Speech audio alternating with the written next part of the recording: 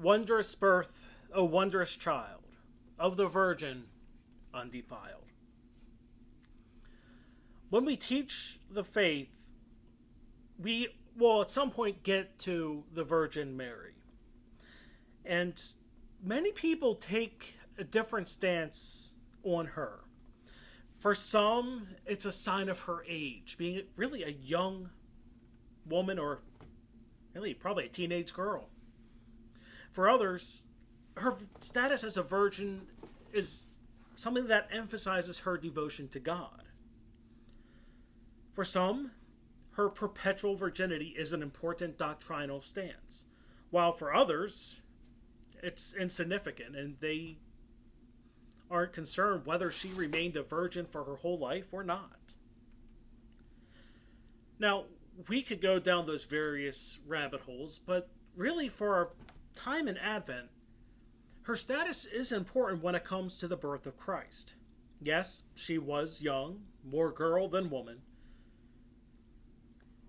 Though, to be fair, she was very devout and we can say wise. When one looks at her actions at the Annunciation, it was obvious she was mature beyond her years. And that can be important, but it can also cause us to miss something important. The birth of Christ mirrors the creation of the universe. When we look back at Genesis to the creation narrative in chapters 1 and 2, we see that God creates everything from nothing because God is in a void. But yet, from nothing, God created the heavens and the earth. All that exists, all that has ever existed, all that will exist came through the will of God and the Word of God. When we look at Mary, it's much the same. What is the normal process of creating human life didn't happen. And in fairness, only half the equation is there, Mary. And as the carol notes, she was undefiled. This is not how biology tells us human life is created.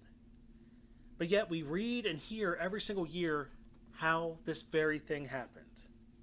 Because just as God can create the universe from nothing, so too can God create life without following the rules and laws of creation.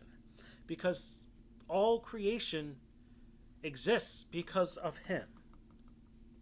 So when we look at Mary's status as a virgin, it's not just about her age, her devotions, or her attitude.